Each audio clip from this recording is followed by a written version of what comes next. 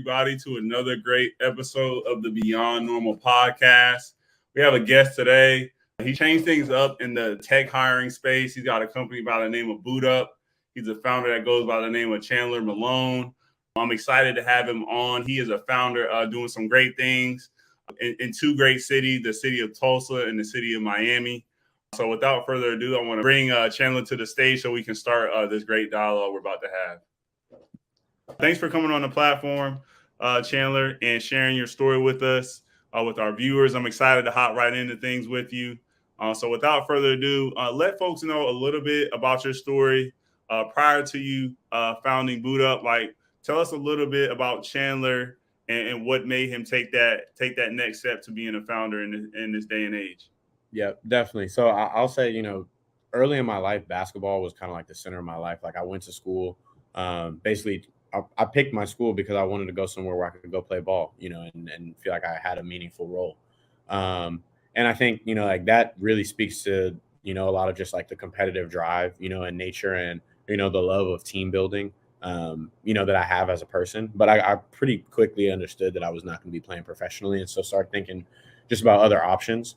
So my sophomore year in college, I had an opportunity to take a class about the societal impacts of technology while also starting my first business and events business where, we brought Billboard top 10 artists to St. Louis for shows. And so having that successful first entrepreneurial experience, but also that exposure to the impact and scalability of tech so early in career basically made me decide, look, I've got to be a technology entrepreneur if I just want to be who Chandler can be, in this world.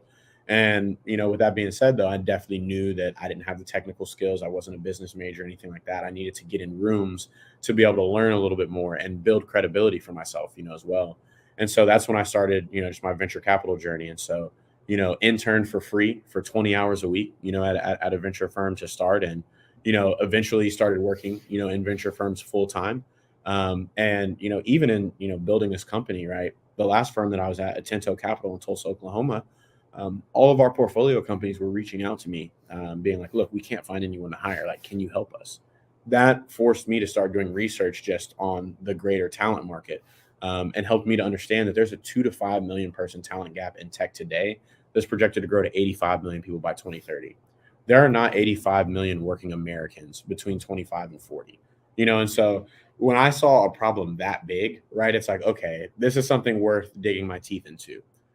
What's the largest pipeline of folks into tech, right? Tech is considered a white collar job, in today's society, right? And so the largest pipeline in all white collar jobs is college, right? University system is in massive decline, though. You've got university enrollment has been declining every year for the past 12 years, 3 million fewer people in college than a decade ago, right? And so you got this huge problem, and our solution to the problem is literally shrinking.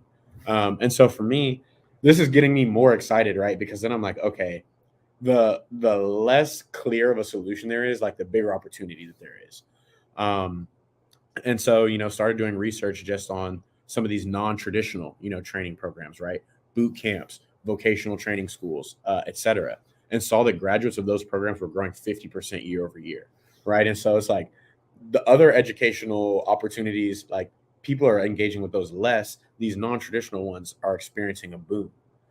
Meanwhile, these non-traditional experiences have only been around 10, 12 years, right? And so as an individual, your comfortability, your knowledge, your understanding of them, is lower. As an institution, that is hiring an enterprise, right? Like your comfortability with these types of, institutions is not as strong. And so for me, I realized if I can sit in the middle and I can understand the most about these new types of programs and help convey that information to candidates, but also help convey what's so compelling about candidates who have come out of these programs to companies and why companies should be engaging with these programs, I can sit in the middle and have the most information and create the most transparency, then I'll be able to build a really large business.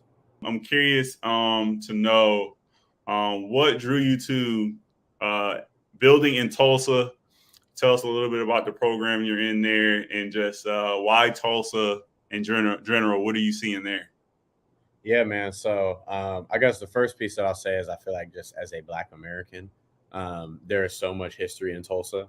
As an entrepreneur, it goes even further, right? And so, Tulsa is the home of, as many know, Greenwood, the Greenwood District, the original Black Wall Street.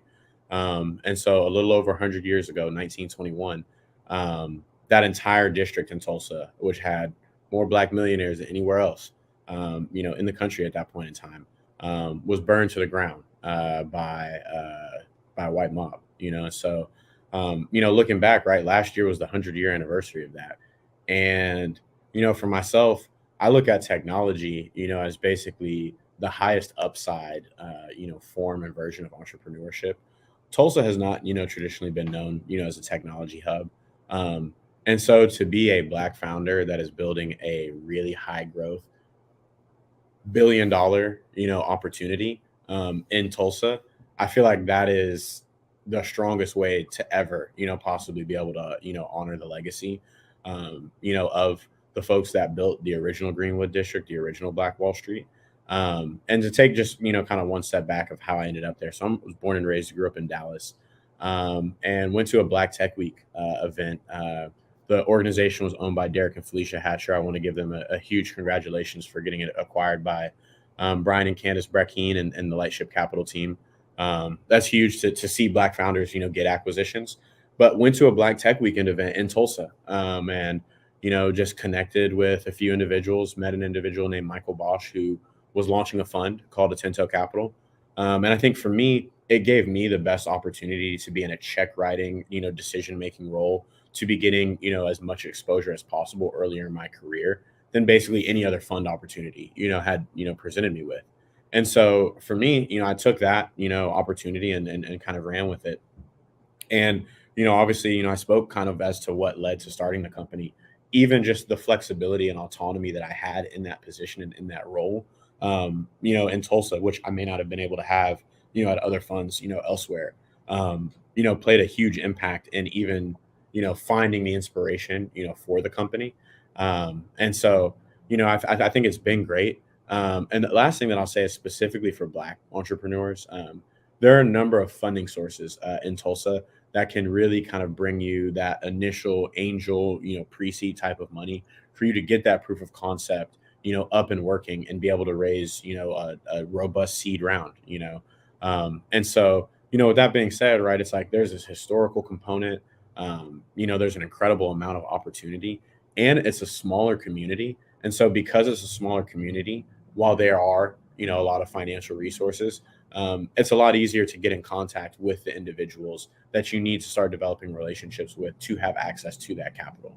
And so, I think for an early, stage Black founder, I feel like Tulsa's, a great place for you to be able to, prove out what you're working on, get it up off the ground, and really start to, build and grow and scale. Yeah, I love that, Chandler. Moving to Tulsa, right? You would think that's not like a destination for a lot of people, like you said, but the story, the heritage, there's cities like that all across America, outside of like that top 10 or the places that you see people going on IG. Those places are good as well, but like you said, having that connectivity.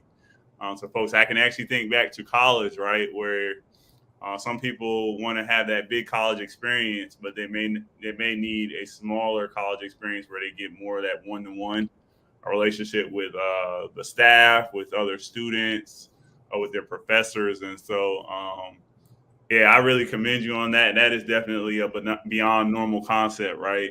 That we like to call it on the show, where you're not always chasing the glamorous areas to go to. You're really going for the opportunity that fits you best. Exactly. So that's really powerful stuff there. And now that you've gone there, you've been there in Tulsa for a while. I know you have some connections to other cities. I think Miami's the other one. Can you talk about your connections in some of these other locations, and you're still able to tap into some of those bigger pools, the bigger lakes with the bigger fishes, right? Talk a little bit about that. Definitely. So, I mean, the cities where we've placed the most candidates into their first jobs are New York City, Austin, Atlanta, and Dallas. And so, like those are all, top 10 cities, in terms of, populations, but also those are all cities with very large tech workforces, and I think, New York is known for just being a big place where stuff's going on. I think Austin has a reputation, for a growing tech hub. But the thing that and Atlanta also, has that reputation, for being a tech hub. But people don't realize about Atlanta and Dallas. You have so many Fortune 500, Fortune 1000, enterprise companies there that are hiring for technology roles like crazy. People don't understand. Home Depot hires hundreds of software engineers per year as their business transitions to be more e-commerce than just like in-person in-store experience. And so when you start to think of all of your kind of favorite companies across any sector, their technology organization is growing. And so I guess I've been spending a lot of time personally in Miami because I think that there is a really big but also really important opportunity in Miami.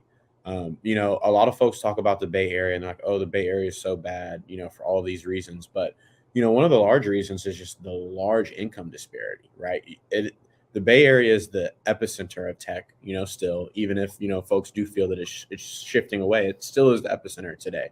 And so you've got the highest paid salaried workers in the world, all living in one place, not to mention the highest paid entrepreneurs literally in history, also in that same place. And so for your average person who's working in retail, who's working in service industry, and we need people working all of these jobs to have a functioning society,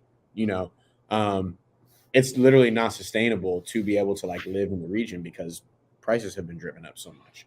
Mm-hmm. And so, Miami in 2020 and in 2021 was the #1 city in the world for tech worker migration. And so, with that being said, you see a situation coming where, rents are, going up for people, $700, $1,200, dollars a month, crazy, obscene numbers that leads to situations like what has, been created in the Bay Area. What I will commend the city of Miami on, though, is that local government has really made it a priority to ensure that local Miamians who have been born and raised and live there are getting access to the training, the resources, the infrastructure to be able to go get those tech jobs for themselves and not get priced out of the city that they grew up in. And so for us, we're connecting people with the training resources and then the jobs. And so, we can actually help the city of Miami, in some of its, goals to make the city continue to be sustainable, and livable, for folks, while also developing relationships with companies in a city where they're moving to, faster than basically anywhere else. So. Yeah, that's dope, man. I always tell people to consider the gas prices. You move to some of these bigger cities, you move out west, you gotta be comfortable potentially paying $7, $8, $9, maybe $10 for gas. That is not something I want to do. Okay. Oh, and those West Coast cities are spread out too. So not only do you have to pay a lot, you're gonna be driving a lot anyway. So I'll be like, let me go ahead and stay in sunny North Carolina. Obviously, there's pros and cons, right? To everything. You may not get as big of a city feel if you like to be out and about with people. But there's definitely benefits to moving to other places. And that Miami is a particular one, like you said, where you could see in 10 years, like the growth is going to be insane. But then it sounds like there's a little bit of focus. There's some focus by the leadership there to make sure that the ones who were born and raised there actually get to take part. That's really big. That's going to be huge. We've had a couple founders, as you know, and our viewers know, from Miami on, and that's a nice spot to be right now if you're a Black Latin founder. And I want to speak to that piece as well. I would say specifically, within Black founders in Miami, the level that has been reached is obviously incredible and awe-inspiring, but it's not the highest level that can be reached. And so it really feels like it is wide open for Black founders, that move to Miami, because, you've got folks who are doing it, but no one who has really just done it all the way yet. And so I think that provides an increased opportunity for visibility. Whereas you go to the Bay Area, folks are like, who are you if you haven't had, an 8-figure plus exit, and that is not the energy in Miami. And I'll say, I talked about the connectivity in Tulsa. Miami is a much larger ecosystem than Tulsa, but I will say that in a lot of ways, that connectivity that I was exposed to in Tulsa, that was just so important for being able to make things happen quickly. I felt that in Miami, and experiencing that in Tulsa made me realize how important that is to be able to unlock some of these growth hacks where it's not just us putting in the work, but we've got some folks looking out for us, who can amplify what we're doing, whether it's with their voice, or with capital, or, whatever the case may be. Got it. Nah, that's huge, man. Oh, that's really huge. You finding your tribe in multiple places. These devices we all have now should make things a little bit easier for you to find that tribe. And when you find it, like it seems like you're being real intentional, and you're all in on that. You're in the moment there. Yep. And so I'm sure that's a sign of greater things to come. Even on top of that 8 million that you're out there raising now, I got to throw that number out there again. Congrats to you on that. But yeah, definitely appreciate you calling out Tulsa and Miami. Yeah, definitely. And I do want to call out some of the community members in Miami just because I know they would do the same thing. So just definitely want to give a huge shout out to AJ Yon, the founder of Bite Check, has been a great friend, great mentor, working on a company, in a similar space.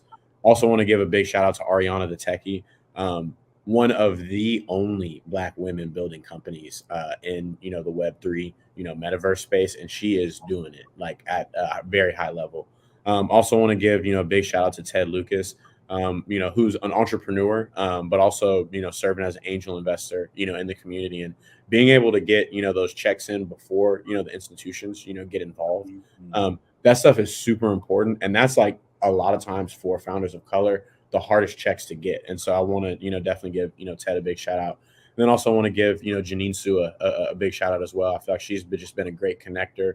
She's introduced me to customers, introduced me to investors, and I know she's done that, for so many other people. And so I want to call out the people in the tribe to recognize them. But also I think even just for the viewers, right, it's some people who are going through the same journey that I'm at, and we're basically in the same phase. Some people who are adjacent and can be helpful with introductions. Some people who are adjacent who have done it and had success as an entrepreneur and now can be more partners on that capital side. And so that tribe, it's a couple different people that like all speak and touch to different things that, we need and I need to grow. So yeah, people have different strengths, man. And so relying on each other's strengths is definitely huge when you have your tribe. I'm curious, you touched on something there around kind of having those, seems like Ted is really involved in putting those checks in early, giving businesses, giving founders that initial push that they need from a capital perspective. So I'm curious, like, what was that first investor check for you like? Like, how much was it roughly? You don't have to get into the exact numbers, but what was that? What was the size of that, and what did it do for you? Yeah, so the very first check that we got was for $25,000. And so actually, I want to take a step back even before that. The very first check into the company was a check that I personally wrote. I'm not a software engineer. And so to basically like just get an initial product up, to even show people, to get the first checks, like I had to make an investment myself. And, for everyone, that doesn't have to be a capital investment, right? That can be a time investment. That can be a talent and skills investment. But like, no one in their right mind is going to invest in you before you invest in yourself. Like, that's just like the way that like the world works, And so like, I put in a $20,000 investment, into basically just getting this initial, product up. Our first outside investment came in for $25,000. And I want to give a huge shout out to Jim Milloway. He's the founder of Zero Card. It's a health tech company based here out of Tulsa, Oklahoma. And so Jim, right, had already raised his Series A. I'm talking to my first angel investors. And so, I think with Jim was looking, to invest in just individuals, right, who he believed in. But also it was like, you've been 2 steps past where I am currently at. So we can catch up, once every couple of weeks. And like the advice and feedback that you can give me is like elite level because you were just there literally a year, 2 years ago. And so, after we got that first check from Jim, and this is also something that I would say, do not discount people who write small checks, right? That $25K check from Jim introduced us to a $50K check. Jim introduced us to a $75K check. Jim introduced us to a $125K check, right? And so while he only wrote 25 for us, we ended up getting 200, like off of that relationship. And so I definitely want to tell founders that, look, the smaller check sizes sometimes, especially from other founders, those are the people who understand intimately, and like they will help you because they get it. And so, that really, kind of was what got us off the ground. Once we were able to go raise that angel money, the fund that I was working for at Tinto Capital, they were like, at that point, like, look, you did good work for us. We know what your track record, what your work ethic is like. There have been other people who we believe in who have taken a bet on you. At this point, we basically like we have to take the bet on you now. And so that's the other thing that I will talk to founders about in the fundraising process. Leverage matters so much, because you got to think there's a million people who want to go build $1 billion companies, whether they have a problem that they're passionate about or whether they just want to go make $1 billion, right? And so these investors are going to be seeing a lot of companies, and the companies are so early on that it's hard to differentiate sometimes when there's no traction between, do I want to invest in this person or this person? But if you're able to create a situation where you've put the pressure on them a little bit, and so you can do that in two ways, right? One way is what was mentioned earlier, right? If you say, tell me what you want to see, and then, I gave you what you wanted to see. That's one way of creating pressure. Another way of creating pressure is being like, look, here's what we're doing. Here's our timeline. Here are all the other people who have already committed. And so we're going to make this happen according to the timeline, whether or not you're involved, and so that basically forces or compels, any investor that has even a remote level of interest to then like have to dive deeper and like be fully earnest with you. So. Oh, that's dope, man. Like you giving up gems. I feel like this is a playbook.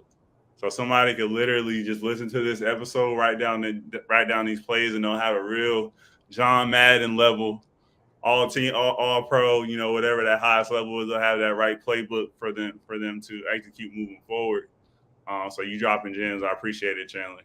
Yeah, appreciate it, man. So, as we get towards the end of the conversation, like how can folks stay in tune with the Bootup brand? You shared a lot here, but I know that there's more you can share just for folks following the journey of the company. So tell folks a little bit how they can stay connected, and maybe even leverage the services if they're trying to get into tech. Yeah, definitely. So, first piece that I'll say is our website is www.joinbootup.com.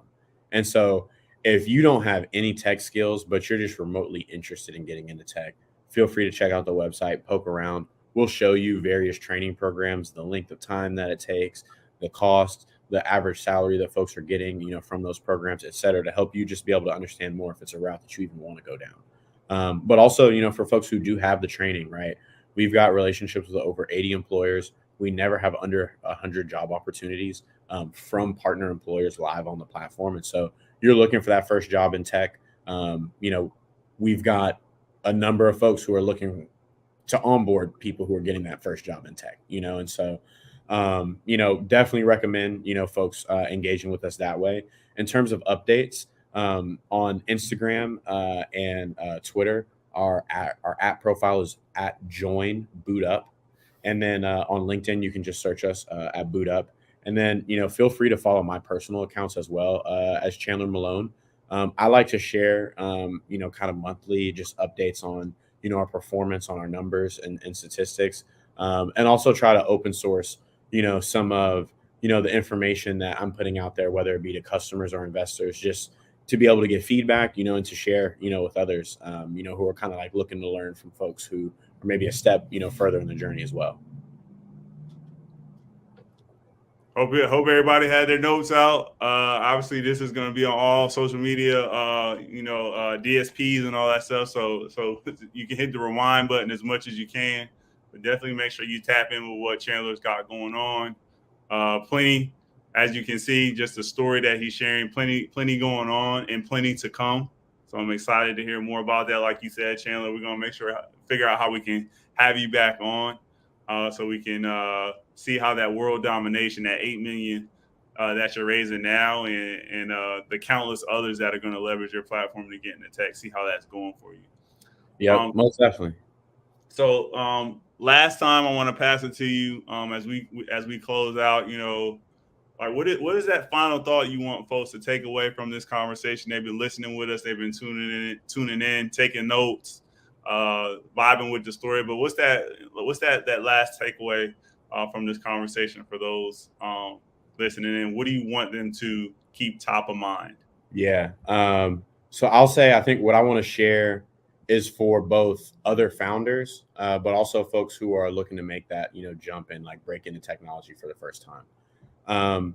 The most difficult thing for me in this journey has been viewing myself and viewing our business like in the moment and in the present, right? Because, we're working so hard, things are moving so quickly, things are changing so fast that it's easy to get caught up in viewing yourself as the person, as the company, as the entity that you were 2 months ago, instead of the one that you are today and the one that you aspire to be, 3 months down the road. And so, I think as founders, right, you walk into a situation where you're like, oh, I don't have a product yet. I don't feel comfortable asking for a couple $1,000,000, but at the end of the day, it's like, look, this is a different world. This is a different space. So you've been having, something, right, that makes you compelling. Then you need to go walk into that room fully confident in who you are today, even if it seems like yesterday that person was not in a position to be asking for what you're asking for today. And I think the same thing, applies for folks who are looking to break into tech, right? You might come in with very little baseline knowledge, and you might leave out, of whatever training program, whether it's a 2-month program or a 6-month program. You're going to leave out with so much more information that than you had previously. But you're going to look at people with 10 years of experience and feel like, oh man, I still don't have a year of experience. But that growth that you have had in those 6 months, like the person that you are once you have finished that is a person who is ready to go step into a company, who's ready to come in and contribute, who's ready to come in and build a high growth career for themselves. And so really that last piece that I would say is just, encouraging people to stay in the present, even as life is changing fast, even as their situation is changing fast. Embrace that change and see yourself as that person that you're changing and growing into, and resist, that temptation to, just kind of lean into, the comfort of maybe who you were or what you were working on or what your organization was in the past. Bars. I'm going to just let that one marinate for folks. A lot to think about. Appreciate you coming on the platform, Chandler, and sharing your story. And thanks for the listeners for tuning in to another great episode of Beyond Normal Podcast. Thanks for having me, Kenny.